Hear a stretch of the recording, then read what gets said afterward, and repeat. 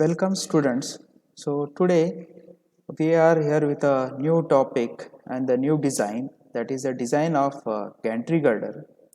In the previous design of module 2 of steel structure, we have discussed about the design of plate girder. So there we have designed the plate girder. Now today we are starting with the new design, that is gantry girder. Now in gantry girder, the girder is nothing but the beam, and gantry girder, the use of gantry girder is most probably or moreover in the industrial structures. If you happen to see, there will be a lifting equipment. So gantry girder is used for lifting the objects from one place and to place the objects in the other. So there will be a hook and crane arrangement and a trolley arrangement. So you can see that we have a numerical. So in the numerical only I will explain you the design parameters. So let us see. Design a gantry girder to be used in an industrial building carrying a manually operated overhead traveling crane for the following data. The crane capacity is 200 kilonewton. Self weight of crane girder is 200 kilonewton. This self weight of crane girder is excluding the trolley. Self weight of trolley, electric motor, hook, etc. is 40 kilonewton. Approximate minimum approach of crane hook to the gantry girder is 1.2 meter. Wheel base is 3.5 meters. Center to center distance between the gantry rail is 16 meters.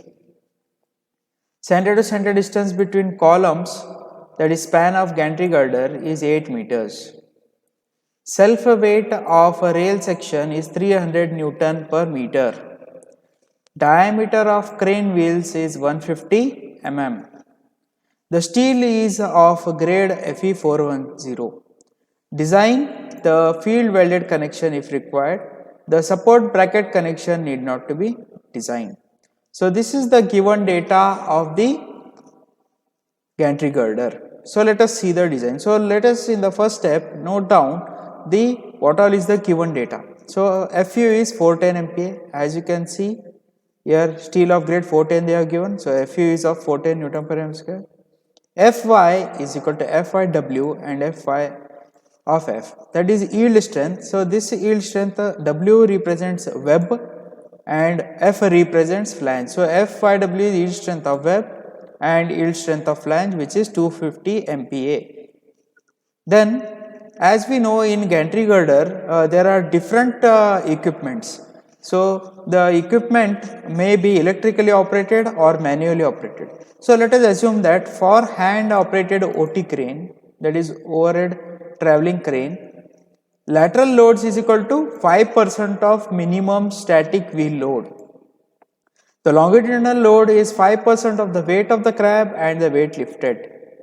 And the maximum permissible deflection L by 500. Now this L by 500 is for manually operated crane and the crane capacity less than 500 kilonewton. So as our crane capacity is just 200 kilonewton, so it is less than 500 and it is a manually operated crane, hence the maximum permissible deflection is L by 500. Then partial factor of safety referring to table number 5 of IS 800 2007, gamma m naught is equal to 1.10, gamma mw is equal to 1.5 and gamma m1 1.5. So gamma mw is for weld which you have taken at 5 because we are going to do it in the field. Then epsilon for wave, epsilon for flange is equal to root of 250 divided by F5, which is nothing but 250 divided by 250 is equal to 1. So before starting with the numerical, let us see the cross section of the gantry girder.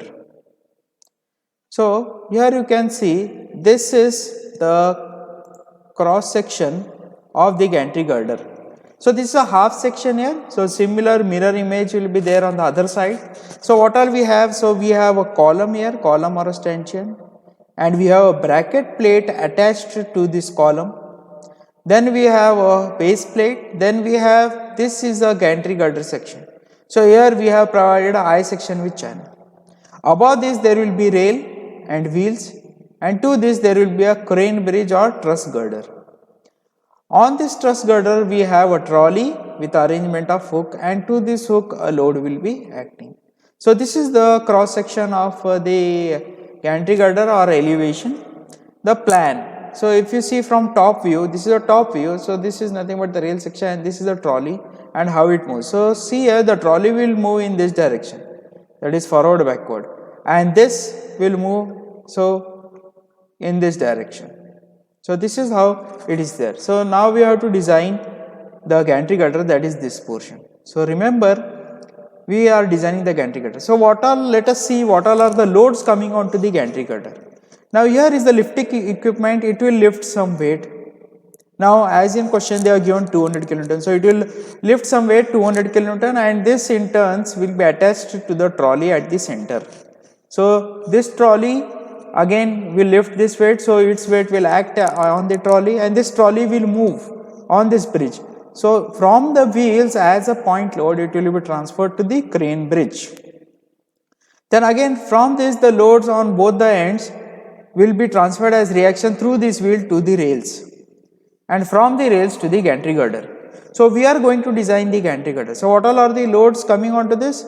One is the load which is lifted, the self weight of hook and trolley, then point loads from these wheels, then crane bridge weight and its point load onto the rails and rail section. Then we are getting the total load on the gantry girder. Then we are finalizing the section and we are going to check. So let us start with the design.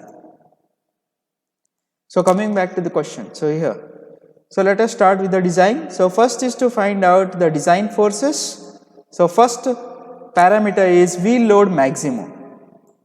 Now for wheel load maximum we have to provide, so it is however a laterally unsupported section.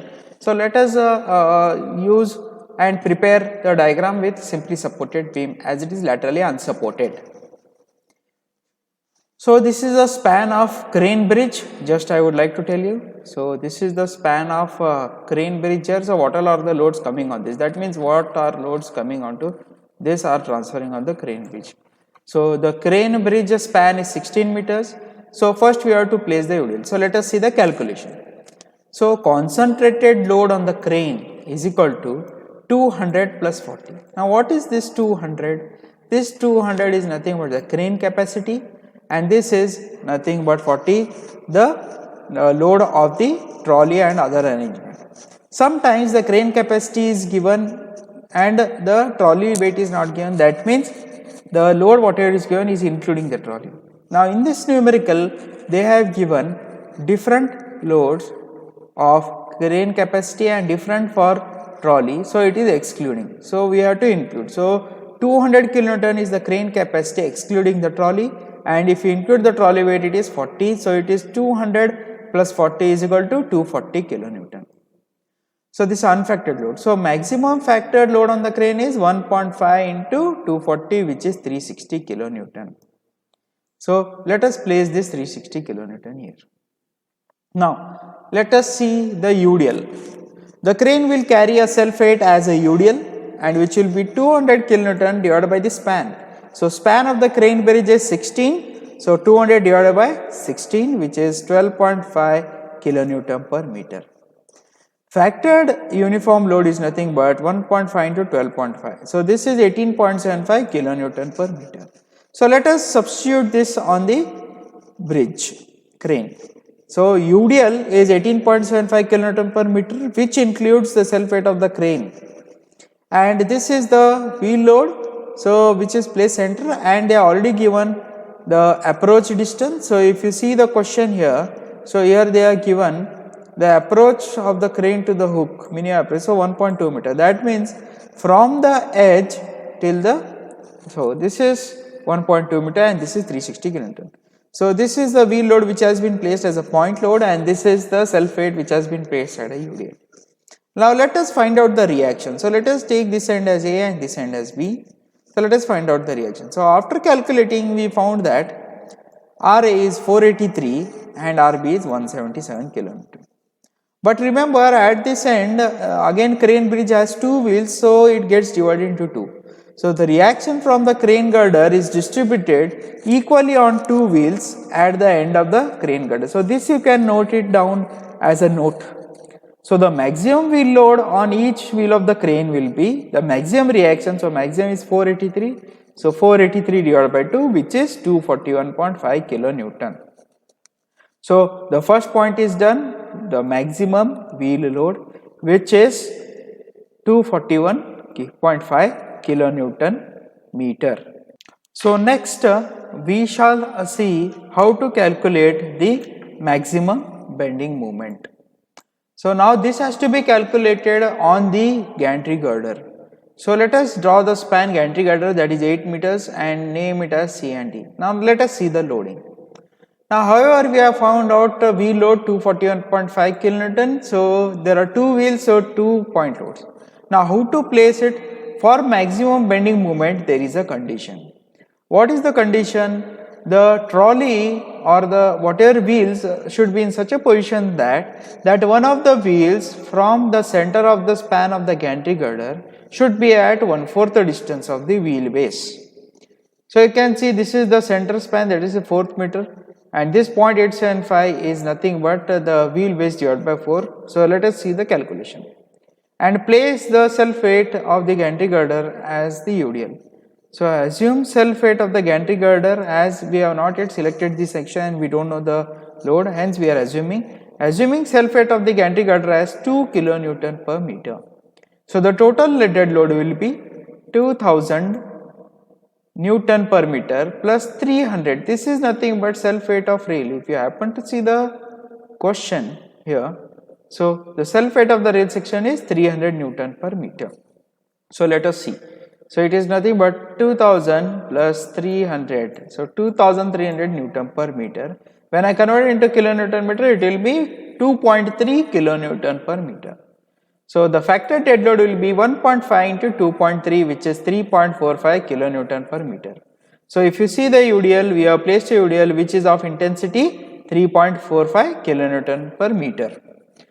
The position of, now let us see the wheel loads, how to be placed. So the position of one wheel load from the midpoint of the span will be wheel base divided by 4. Now again in the question they have given you the wheel base. So wheel base is nothing but 3.5 meter. So we compute it for maximum bending moment. So wheel base divided by 4, which is 3.5 divided by 4, which is 0.875. Let us see the diagram. So one of the wheels should be placed from the center at a distance of 1/4 of the wheel base. So that is 0.875. So first wheel I placed here, and from here put a distance of 3.5 meter, place the other wheel, that is 241.5 kilonewton. Let us find out the reactions first, C and D. So we computed reaction. So RC I got it as 294.33 at this end, and at D I got 188.67. Now the most important is to find out the maximum bending moment due to live load. So due to live load. So if I will compute, make this UDL is due to dead load and the point loads are due to live load. So I will separate it out and find out the answers. So let us check for bending moment due to live load only. That means as if in this beam there is no UDL present. So there are only point loads. So under the point load there will be maximum bending moment. Let us see which wheel will have maximum bending moment, at this or this. So after the error trials, we got that maximum bending moment due to live load is due to this component. That is reaction at D into this distance. So reaction at D is 188.67 into 3.125, which is 589.6 kilonewton meter. And also if I calculate from here, that is 294 into this distance, which is less than 589. Hence the maximum bending moment due to live load is occurring at this point load, which is 589.6 kilonewton meter. So let us take a additional load of impact. So bending moment due to impact increasing by 10%. So 10% of 589.6, which is 58.96. Adding total bending moment due to dead load and impact will be this plus this, so 648.56 kilonewton meter. Then this dead load, this is live load bending moment. Now let us see for the UDL. So it is as if the dead load, so bending moment due to dead load, it is only UDL, so it will be WL square by 8. So it is 3.45 intensity of the load into 8 square divided by 8, which is 27.6. So the maximum bending moment will be maximum bending moment due to live load plus maximum bending moment due to dead load. So maximum bending moment due to live load is 648.56 and maximum bending moment due to dead load is 27.6. Adding we get 676.16 kilonewton meter. So this is how we are going to find out the maximum bending moment. So calculation of shear force and the other parameter we shall see in the next class. Thank you. We will see you soon in the next class.